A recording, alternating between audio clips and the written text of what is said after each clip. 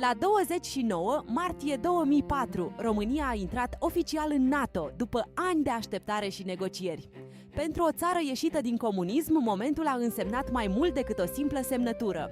A fost dovada că drumul spre Occident devenea în sfârșit ireversibil și recunoscut internațional.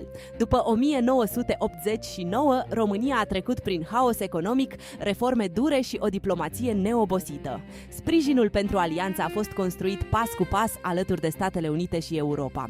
Pentru militari, politicieni și oameni obișnuiți, NATO a promis siguranță, stabilitate și apartenență. La București, ceremonia a confirmat ceva ce generații întregi visaseră după decenii de izolare. De atunci, România a rămas ancorată într-o arhitectură de securitate care i-a schimbat destinul.